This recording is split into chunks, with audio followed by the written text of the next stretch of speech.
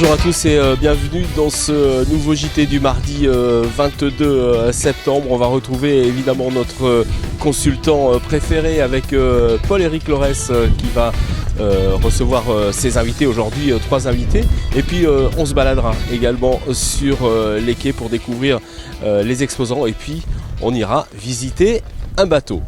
Paul-Éric est maintenant prêt sur son plateau avec son premier invité. Eh bien oui Franck, nous sommes en compagnie de Yann Joannon, où comment on peut être à un moment donné le patron et à un moment donné l'inverse en quelque sorte. Yann Joannon, tu es le patron des voiles d'Antibes qui vient ouvrir le championnat méditerranéen Panérail au mois de juin, 20e édition cette année qui s'est plutôt super bien passée. Et là, pendant les régates royales de Cannes, tu es un matelot sur le Moonbeam 4, la passion jusqu'au bout. Ça fait 3 ou 4 ans que tu navigues sur le Moonbeam 4 et visiblement ça te va bien aussi.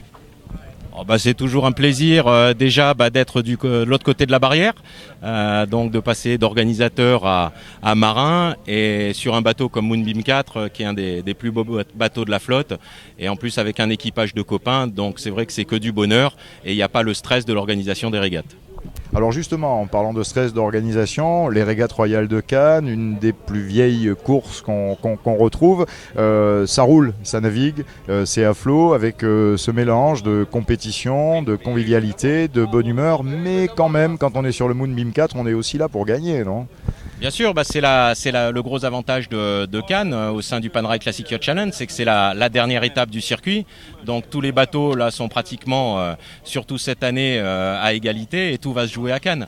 Donc il y a vraiment la compétition et un esprit de compétition qui est assez fort. Donc c'est vrai que sur le 4, on a l'habitude de dire on lâche rien. Donc on est là pour gagner et on va essayer de gagner à la fois les régates royales et le trophée Panérail aussi. Oui, parce qu'il a à son actif pas mal de jolies victoires, ce Moonbeam, skippé par Michael d'ailleurs, qu'on a eu l'occasion de voir, qu'on va encore revoir. Il fait partie des stars en quelque sorte. Hein. Oui, si on peut pas appeler ça des stars, il fait partie des capitaines emblématiques sur le circuit classique parce qu'il est là depuis un certain temps et il a réussi à monter un équipage de professionnels mais surtout de copains à bord du Moonbeam 4 et c'est vrai que tout le monde aime se retrouver sur les régates françaises mais aussi sur les régates espagnoles parce qu'il faut pas oublier qu'il y a 3 semaines Moonbeam 4 était à Mahon pour la 3e étape du circuit Panérail et qu'ils ont gagné les régates de Mahon. Donc c'était important et à bord il y a une ambiance qui est à la fois très professionnelle parce que chacun sait ce qu'il doit faire, qu'il faut rien lâcher, mais ça déconne aussi bien comme on peut l'imaginer. Alors évidemment, à un moment donné, ça reste le vent, la météo, hein, la vraie patronne des compétitions de voile en général. Petite question sur le plan d'eau qu'on trouve dans la baie de Cannes. Bon nombre de gens disent que c'est un peu l'idéal et même certains s'aventurent à dire que c'est la plus belle baie du monde. T'en penses quoi ? Toutes les baies sont différentes, tous les plans d'eau sont différents, donc ils ont tous leurs particularités.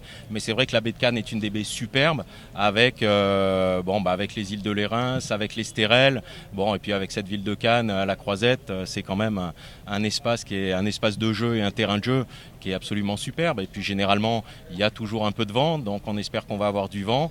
Et qu'on va pouvoir batailler ferme avec les autres concurrents de la classe. Merci Yann, on va te retrouver sur le Moonbeam maintenant, merci.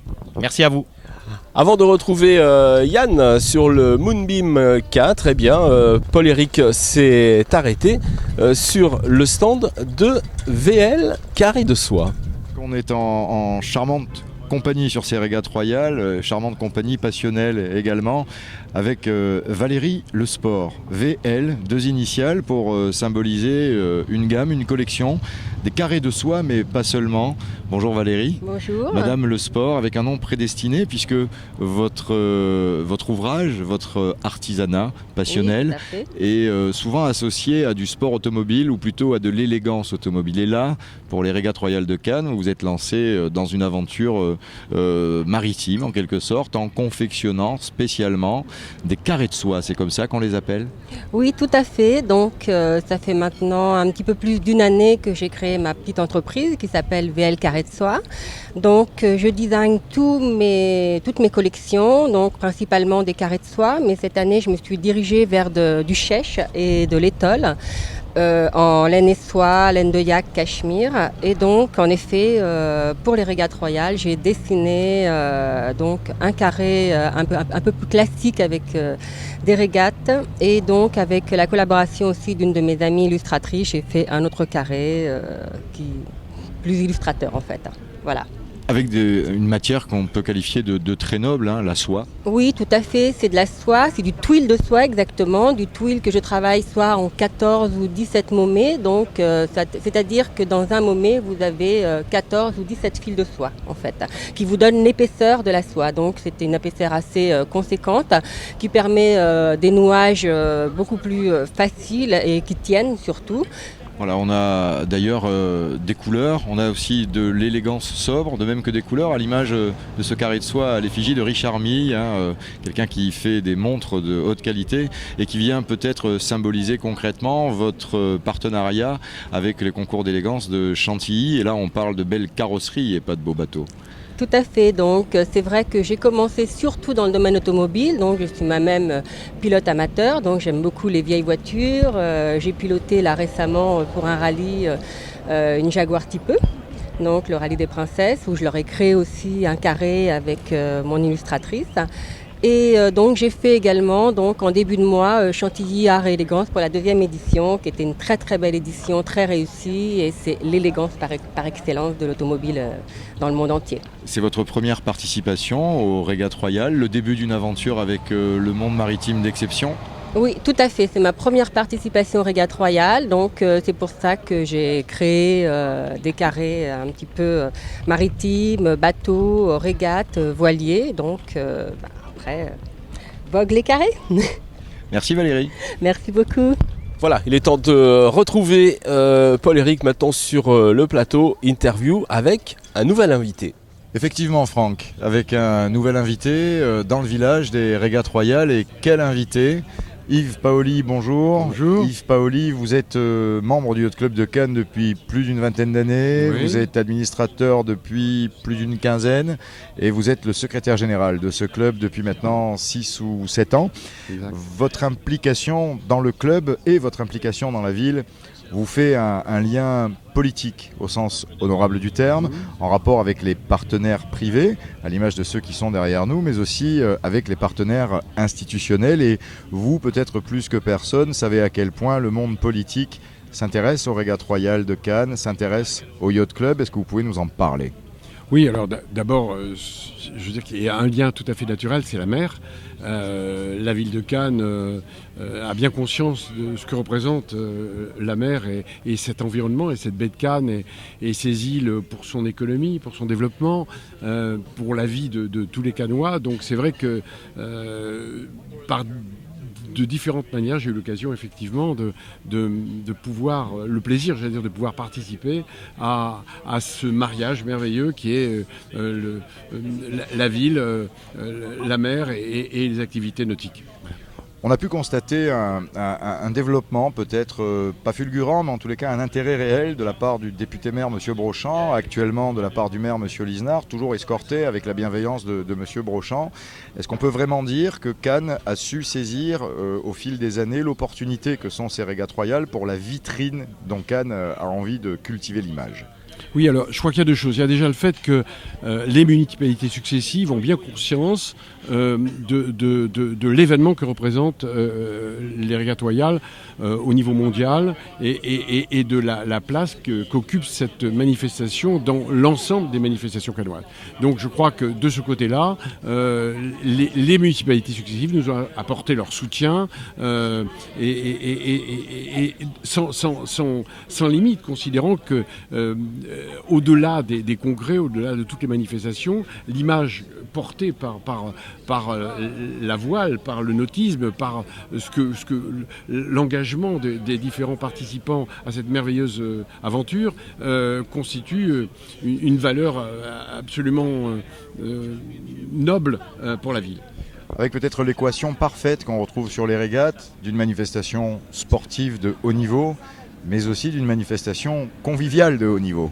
Oui, c'est vrai. C'est vrai que on s'enorgueillit un petit peu par rapport à bien d'autres manifestations que je ne citerai pas, mais que cette réunion de vieux gréments extraordinaires et pour lesquels on peut se poser la question de savoir s'ils sont capables de faire de la compétition, eh bien cette réunion est une véritable régate, au vrai sens du terme, avec les mêmes règles que des régates que pourraient faire des bateaux moins importants. Et donc on est très fiers effectivement de pouvoir réunir des bateaux de cette qualité pour accomplir des performances aussi grandes.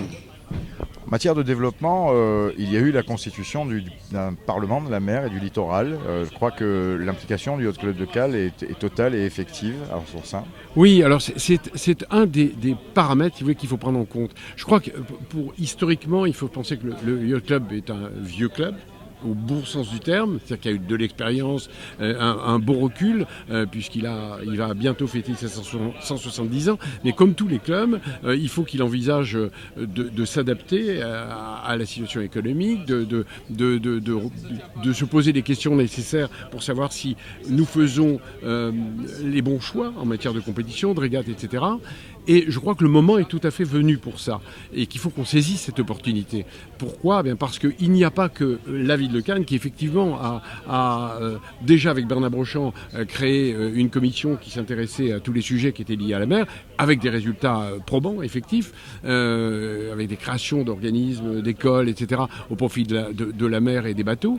Mais en même temps, le nouveau maire, donc David Listard, lui a créé une commission extra-municipale de la mer et du littoral, dans laquelle j'ai le plaisir de représenter le club et en même temps la ville, puisque j'ai cette double casquette. Mais il y a d'autres opportunités qui se présentent en ce moment, puisque en faveur de cette tendance, c'est que le département, dans ses choix, dans ses 5 choix prioritaires sur l'économie du département, a choisi le nautisme comme un de ses choix. Et que également on se joint à toutes ces bonnes volontés, celle de la commission intercommunale des Pays de Reims, présidée effectivement par l'ancien maire, M. Bernard Brochand, et qui a également créé une commission nautisme et qui également travaille à son développement. Donc pour nous, c'est un moment important de notre vie et il va falloir qu'on puisse saisir toutes ces opportunités pour redéfinir une politique et un avenir. Et coordonner tous les rapports également avec la Chambre de commerce et d'industrie, gestionnaire du port et les autorités portuaires de fait. Merci Yves Paoli, on vous rend l'antenne. Je vous en prie. À tout de suite. Oui, à tout de suite, Paul-Éric. Il est temps d'aller retrouver le portrait du jour, le portrait d'un bateau. Et comme vous en doutez, il s'agit du Moonbeam 4. On est plutôt bien là sur le port de Cannes avec ses régates royales en compagnie de Michael, monsieur Michael, skipper du Moonbeam, le 4e d'une série de 4, si je ne m'abuse. C'est ça, ouais, d'une série de 4, oui. Il y en a encore 2 qui sont en navigation, le Moonbeam 3 qui est de 1903 et le Moonbeam 4 qui lui est de 1914. Donc on peut vite déduire qu'il a fêté son centenaire il n'y a pas très longtemps. Tony Truant, le centenaire. Hein, ouais, on a fêté ça sur Antibes l'année dernière, donc on a 101 ans là cette année. Et les 100 ans ont été fêtés au voile d'Antibes l'année dernière avec Yann. Et ça a été une grosse fête, très grosse fête avec 1000 marins sur le port. Et donc à cette époque-là, j'ai donc voulu apposer une plaque commémorative sur le bateau, en fait, à un moment précis de la vie du bateau. Et j'ai fait installer une plaque de bronze faite par Dryade qui représente Grace Kelly et le prince de Monaco, voilà, leur profil. Et oui, parce qu'en parlant de fête, hein, sur ce bateau, il y en a eu une belle aussi. C'est laissé dire que la nuit de noces de Grace Kelly et Prince Régnier a eu lieu sur ce bateau. Est-ce que c'est une légende ou pas, je ne sais pas, mais en tout cas, oui, c'est ce qu'on dit. En tout cas, ce bateau a été la propriété du prince de 53 à 58, si je ne m'abuse, et était dans le port de Monaco, oui. Ce bateau construit en 1914, 30 mètres, une belle bête, un cotre aurique, l'architecte. Architecte William Five III, donc le dernier de la lignée des Five, puisque l'architecte n'a pas eu d'enfant. Moonbeam 4 est considéré, alors moi je commence à connaître bien les Five, puisque j'ai été capitaine d'Halloween pendant 2 ans, j'ai été aussi donc le capitaine sur Moonbeam 3, et ça fera 10 ans l'année prochaine que je suis à bord de ce bateau, et on considère la coque du Moonbeam 4 comme la plus réussie de l'architecte Five III, en tout cas, et je pense que c'est la plus belle. Oui, parce qu'au-delà de... Alors, il y a tout un spectacle avec le Moonbeam, hein. On part en musique, on arrive en musique. Ouais, c'est une vraie, en fait, tradition de marine. Moi, je suis breton. La cornemuse, dans ma région, elle est omniprésente.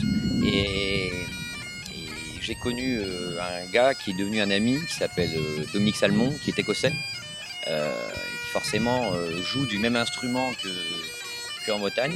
Et donc depuis à peu près 7 ans maintenant, il est avec nous et on fait tout ce qui est départ et arrivée, on le fait en musique et ça gonfle l'équipage. De toute façon, toutes les régates pour moi, en tout cas, toutes les régates commencent au port. Ça, c'est une évidence.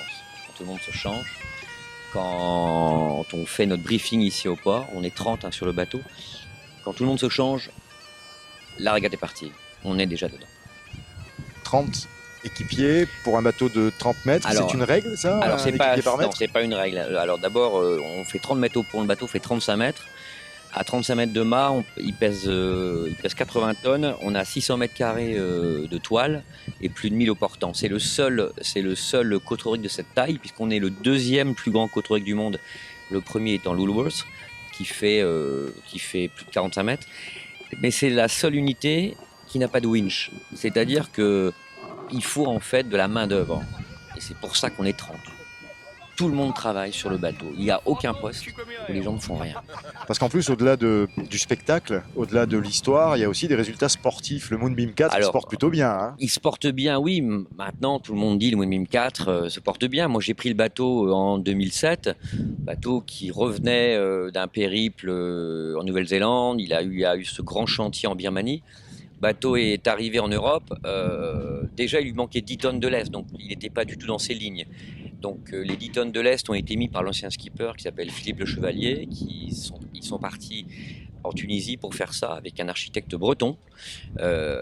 Donc ils ont remis les 10 tonnes de lest qui manquaient et le bateau en fait est revenu dans ses lignes, tu vois. À partir de ce moment-là, il a commencé à mieux fonctionner. En 2007, quand on a pris le bateau n'avait rien gagné. Il m'a fallu à peu près 2 ans pour le prendre en main. Et à partir de la 5e année, on a commencé, et c'est un travail titanique. On a commencé à se positionner et on a commencé à gagner, à prendre des places. Et depuis 3-4 ans maintenant, les places, on les tient plus, on les garde. Ouais. Mais c'est beaucoup de travail, c'est pas simple. C'est pas simple à gérer, non. C'est l'inverse de la sensation qu'on a quand on regarde le bateau et son équipage aller et venir, parce qu'on a vraiment l'impression d'une fluidité, d'une facilité. C'est peut-être aussi ça la qualité du travail. Je pense que c'est ça. On est arrivé, et on va pas parler de perfection, mais on est arrivé à une sorte de perfection à bord avec le travail, avec les gens qui viennent dessus, qui sont donc super motivés. Et toi, je me souviens que tu es venu il y a 2 ans ou 3 ans avec nous, tu as pu vivre ça. Tu étais donc près de moi à la barre. Il y avait quand même 15-20 nœuds de vent, tu as pu voir que la bête est puissante et c'est vraiment un orchestre qui joue et que tout le monde joue bien sa partition, c'est là que ça fonctionne. Tout le monde s'investit, tous les postes sont importants. Le bateau est dangereux, ça c'est une évidence, il est surtoilé comme tout ce genre d'unités de l'époque et moi je suis en pression totale tout le temps. Voilà. Merci Michael. Voilà. Merci pour ce témoignage et bonne régate 2015 à Cannes. Bonne semaine à toi. Merci Paul-Éric. Eh bien allez, on va vous retrouver dans un tout petit instant avec votre dernière invitée du jour, Claire Meignier. De belles images et de beaux sons aussi, les bateaux en musique, la conjugaison des passions qu'on voit bien dans ce JT des régates royales. Et ça se fait pas tout seul. Tout à l'heure, Yves Paoli nous parlait de l'aspect relationnel politique avec l'organisation via le Yacht Club de Cannes, via la Société des régates de Cannes et les partenaires institutionnels, qu'ils soient CCI, Conseil départemental ou Ville de Cannes. Et c'est évidemment un travail d'équipe. Et dans cette équipe, Claire Meignier. Bonjour Claire. Bonjour. Claire, coordinatrice de l'organisation et on parlait de trait d'union politique avec Yves Paoli, le secrétaire général du club. Absolument. On peut parler de coordination partenaire aussi, même si Claire Meignier est un petit peu sur tous les fronts, avec les concurrents, avec les volontaires, avec le Yacht Club et la SRC évidemment. Oui. Mais c'est un sacré puzzle aussi avec tous ces partenaires. Le partenaire officiel évidemment, le trophée Panerai, et Marine Pool qui a sa ligne de vêtements spécifique, mais c'est pas tout. Exactement.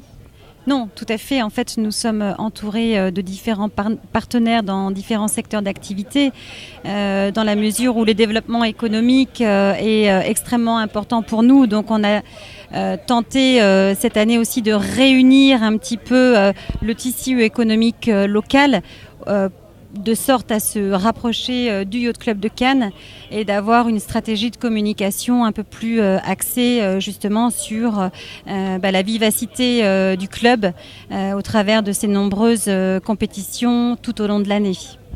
et des partenaires aussi qu'on a l'habitude de voir dans des manifestations plutôt prestigieuses. On va reciter Marine Pool ou encore Panerai. Et là, cette année, on a pu voir apparaître des jolis carrés de soie qu'on voit dans des concours d'élégance automobile, où on a pu voir apparaître aussi des matières surprenantes, bien agréables sur les bateaux, avec d'ailleurs souvent des femmes qui produisent et qui réalisent une forme d'artisanat de qualité.